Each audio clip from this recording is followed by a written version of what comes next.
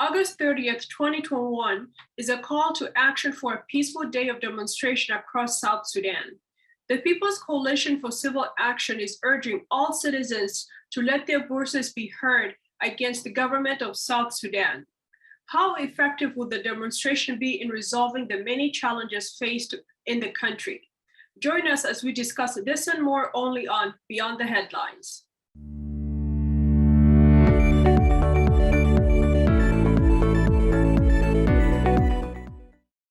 Our guest today is Mr. Rajab Mohandis, the Executive Director and Co-founder for the Organization for Responsive Governance based in Juba, South Sudan.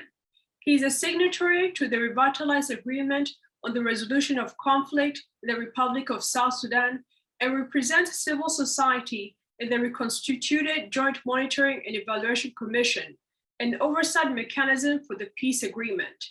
He's also a signatory to the People's Coalition for Civil Action. Thank you for joining me here on Beyond the Headline once more. Yeah, you're welcome. I'm happy to join you. Mm-hmm. In a letter dated August 16th, 2021, addressed to the Minister of Interior, Paul Mayom Akech, the People's Coalition for Civil Action stated the following: "We, the members of the People's Coalition for Civil Action, PCCA, write to put the Ministry of Interior on notice that the people of South Sudan plan to hold peaceful demonstrations on the 30th of August 2021 across the country. These nonviolent demonstrations are aimed at registering people's dissatisfaction with the performance of the government and the failure of President Kiir and Dr. Riek Machar to exercise leadership. The signatories to the letter were you, Abraham Awolech, as well as Joseph Akol Makir.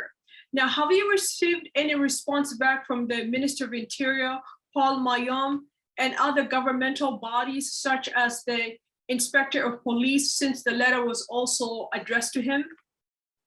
Thank you. Well, we not put the Minister of Interior on notice with a copy to the Inspector General of Police. We have not received a formal response. However, we received information that they have received this communication. So we are well aware that they have received this communication, and it is upon them to decide to provide a response or not. But the most important thing is that we have communicated to the government to that effect. Mm-hmm. What do you hope to achieve by providing them with the letter? Well, it is information to let them know that the people will be demonstrating peacefully, and we have also notified them to implement their constitutional mandate to protect the people and also their property and vital installations in town, to avoid criminal elements from vandalizing people's property. And so this gives them the notice and to prepare and provide the protection necessary as the law demands of the police in South Sudan. Just from the statement you've made, it seems like you expect a large crowd to be part of the demonstration. Is that so? Yes, that's it. And we have been obviously mobilizing the people, and the response we're receiving is overwhelming. And but people also think that there may be interference from some of the security agencies to try to scare them. And so we expect really a large number of people coming out for the demonstrations. And we believe that the police will stand up to its responsibilities to ensure that the environment is conducive in terms of providing protection, to avoid people intimidating the citizens and undermining their constitutional rights to demonstrate freely in town. Mm-hmm. What is the projected number of people that you expect to demonstrate, let's say specifically in Juba, since you might not be aware of other areas within the country? Well, that is an important question. We actually expect all the frustrated citizens of South Sudan, those who are aggrieved since independence that the country is not moving in the right direction, to positively respond to this and march out to express their frustrations.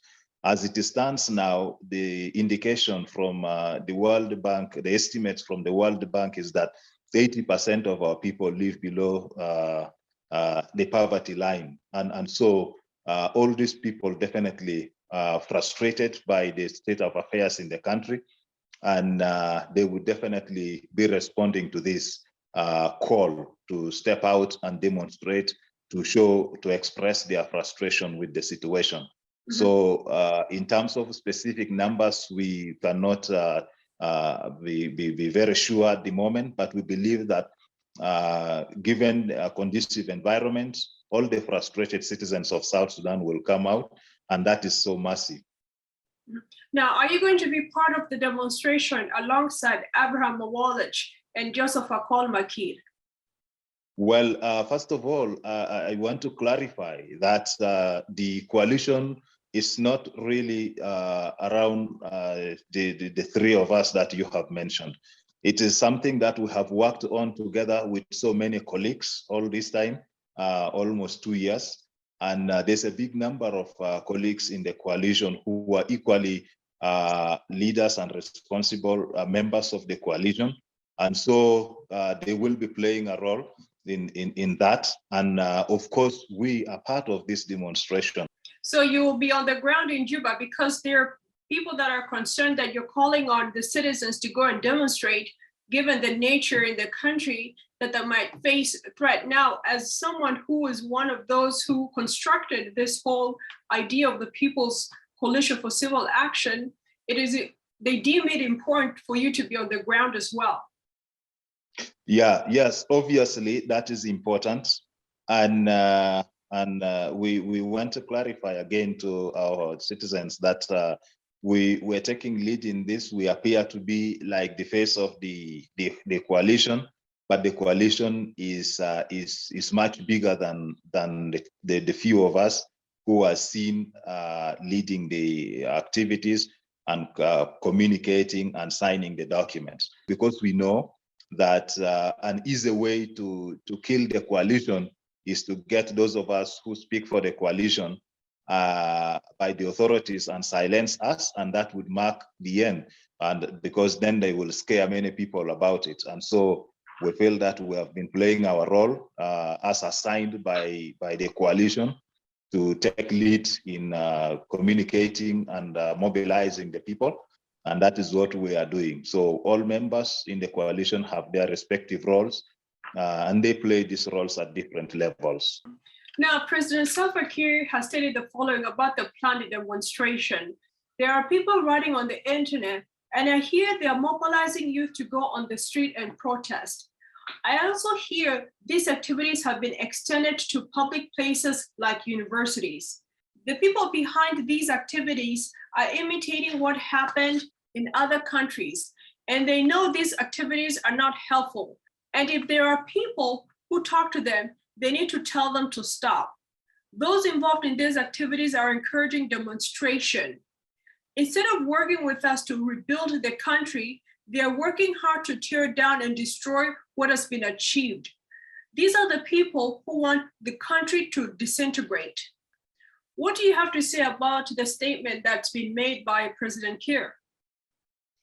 Well, thank you. We would encourage the president to reach out to the people who are so much aggrieved and languishing in the refugee camps, to communicate to them on this message, have a discussion with them.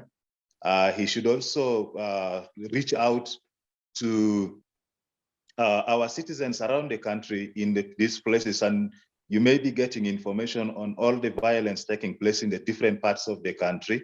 I think you should engage with these people the way we have done over the years, to hear from them directly if the call for the country to change is actually wrong and it will tear down the country. If the call for restoration of peace and improvement of the economy and restoration of security for the citizens is going to tear down the country. If the call for an end to tribalism and tribal divisions of the country along ethnic lines will tear down the country, you should discuss with the citizens directly and hear from them. Mm-hmm. Well, There are some citizens who have raised concern that you were once part of the government. You were the state minister of transport, roads, and bridges. And you should have been able at the time to work collectively with the government to achieve substantive changes within the country. Why was that not achieved, and now why are you calling for this demonstration? The entire system is framed in a manner that it is impossible to make progress. And so as a minister in the state, in one ministry, it is practically impossible to have a change in the situation the country is facing. For example, we get national resources at the national level, and these resources are then supposed to be dispersed to the states. As it stands now, these resources do not actually effectively reach out to the rest of the country to enable the states to function effectively. And so on that note, you find it very difficult to make necessary improvements and changes in the rest of the country.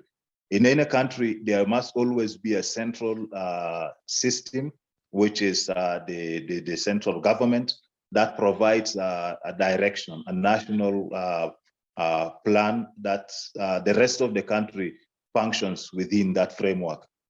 So far, that comprehensive national plan is missing. I remember the president in 2015, while opening parliament, the national parliament said, our country is in crisis and we need a comprehensive national plan.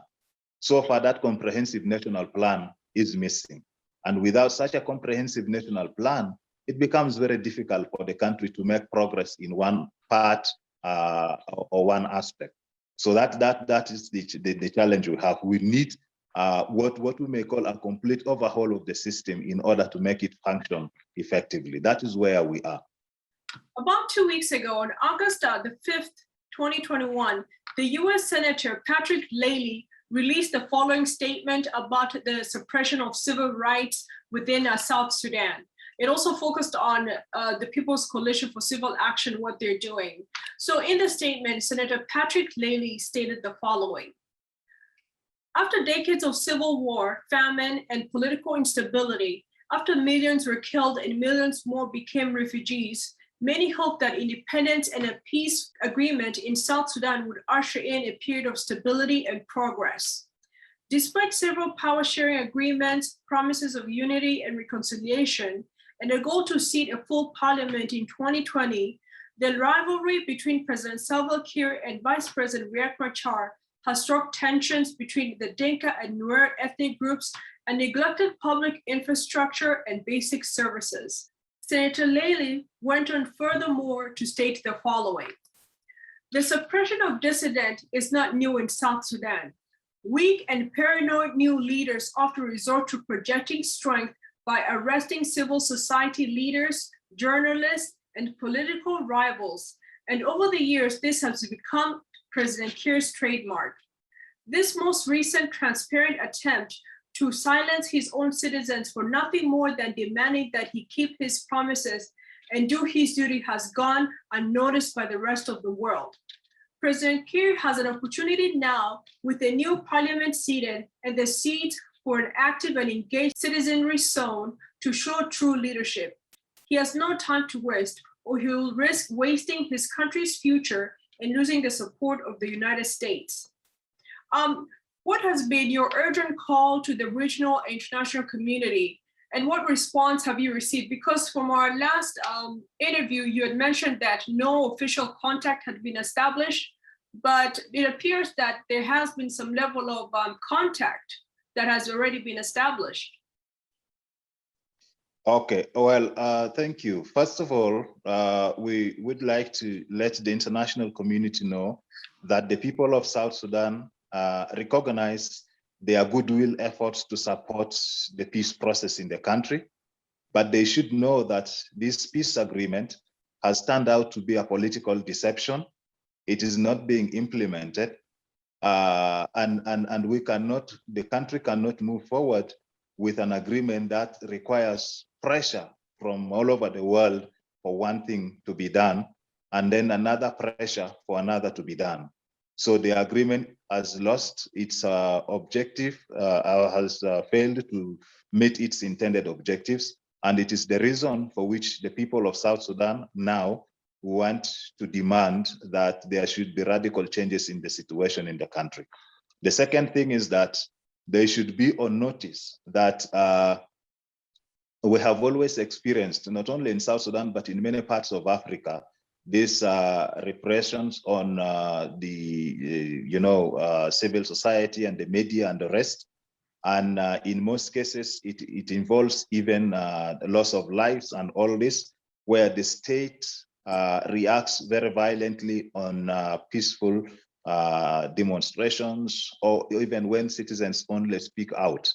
And they should be on notice, because this is violation of the citizens' rights, constitutional rights, and the cost of harming citizens when they try to contribute to the issues in the country should be raised so high, so that no one takes it upon themselves to simply cause harm to citizens when it's against the Constitution. The other thing is that our country was meant to be a model state since independence.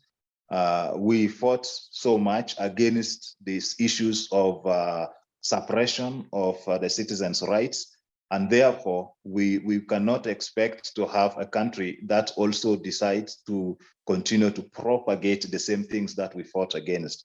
So from the international community, yes, we just want to put them on notice that we are following the laws of our country, and that we do not expect our rights to be violated as citizens in this process. Mm-hmm. Yes, President Kiir, in his statement that was released in regards to their planned demonstration, stated that there must be, or hinted on that there must be some assistance that you're all getting, either regionally or internationally. Are you all receiving any financial assistance? Well, this is the unfortunate thing that always happens, and a way to divert attention of our citizens. Usually, when people say the war should stop, they are told, or the communication that comes from our authorities is that we are being influenced by foreign powers. Now, what foreign power would come and tell us to say that the war should stop in our country? When we say that we want security, the roads should be safe. 2 days ago, we had an incident between Juba and Lanya. And today we're receiving several reports of incidences of violence and people dying in different parts of the country. We are simply saying that these things should stop. And it is unacceptable to begin thinking that, no, we are being influenced from outside. The president himself, with the rest of the leaders we have in the country today, went to the bush in 1983 and even in 1955 to fight for this country. And that is an indication that they were not told by someone outside to do that, but they understood that the country could not continue the way it was, and there was need to make a change. So when we speak out on the issues that affect us, we should not be told or accused of getting these messages from outside.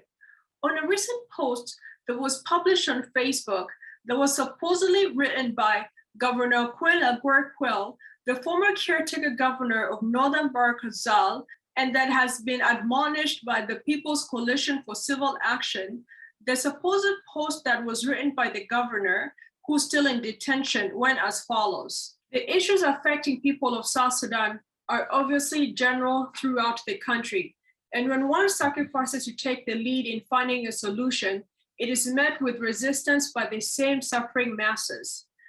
I have given up in this People's Coalition for Civil Action agenda. To my colleagues in the coalition, you carry on if you dare to do so. We had killed our intention at birth during declaration when we rushed to pronounce regime change as a main objective of the coalition. We do not understand our constitutional rights that civilians change the government through ballot, not uprising. At this point, I'm urging my people of Madinga specifically and Bahr-el-Ghazal in general to refrain from any agenda or regime change until elections time. The invisible forces, foreign or domestic, behind this agenda for change now have one deeply hidden objective in common: to punish great Barakazal for misdeeds of Salva Kiir. For that reason, I have backed off. Regards, Quail Aguero Quail Anyuan. Now, did Governor Quail Aguero write this statement? And we know that he's under detention by the National Security Services. Okay, thank you very much. And this is very unfortunate. Governor Quail Aguero, since his detention, has not had access to his telephone and his Facebook account. His gadgets are in possession of the National Security Service. And he never made these statements. That is the first thing that we want to clarify. He did not make these statements. His accounts were used to release this statement. And if you look at the statement, the name of the account is Quail Aguero Quail, but the name used for signing are different. So an indication that the person who wrote this did not even know how to spell the name of the governor. So it was a very clear case of misuse of his account, and the coalition has put out a statement to that effect. The second thing is that this is unfortunate that the state agents are trying to use the way they have been using to divide the people. Now isolating Bahr el-Ghazal and trying to talk about a will alone, when the governor signed the declaration on behalf of the people of South Sudan. He's raising the grievances that affect the people of South Sudan as a whole. Now they try to divide the country by saying, no, the people of Bahr el-Ghazal should not be part of this and all this. This is so unfortunate. And this is what we have been talking about. The president was saying that raising these concerns and calling people to demonstrate would divide the country and fragment the country. But exactly this is what the state is doing. The family of Governor Quail Aguero is urging the government to either charge the governor with a crime or place him under house arrest instead of keeping him in detention due to his poor health. According to Governor Quail Aguero's daughter, Adele Quail Aguero, she raised concerns about not only the father's detention, but also his poor health. I am calling upon the government to speed up the investigation so that he will be freed because he is a sick person. He developed diabetes, high blood pressure, and other health problems. If they have carried out investigations, they should put him under house arrest because the detention wards are not suitable for him because he's an elderly person. The daughter went on and stated also, he didn't commit any crime against the country because he was expressing his views just like what the people of South Sudan would say if they were asked. What do you know so far about the health status of the governor? Yes, well, the governor has health conditions as mentioned by his daughter. And it's so sad that he's being detained for no reason, for no crime committed. And the law is not even being followed. If he committed a crime, he should be presented in court within 24 hours. Now it is over 2 weeks that is being held in detention without being taken to court, which is unfortunate. But I also feel ashamed that it is his daughter who is raising these concerns when the governor was talking about the issues affecting all of us as South Sudanese. I would expect senior citizens of our country and the rest to also raise the same concerns, because the governor did not speak for his family. He did not speak for the daughter. He spoke for the whole of South Sudan. As members of the coalition, we stand with the family and his daughter, and we stand with the governor Quail in solidarity. And we continue to demand that this shameful act and unconstitutional act of detaining the governor for just expressing his concern should stop, and he should be released immediately. Mm-hmm. Now, lastly, we know that the elections that are to be held in the country are not far away. Why can't the People's Coalition for Civil Action wait for the elections to take place in order to see if the current government will be removed, or at least the people within the government will be removed upon elections, instead of holding this peaceful demonstration at the end of this month? There is going to be no elections in South Sudan. The election, the election is part of the implementation of the peace agreement.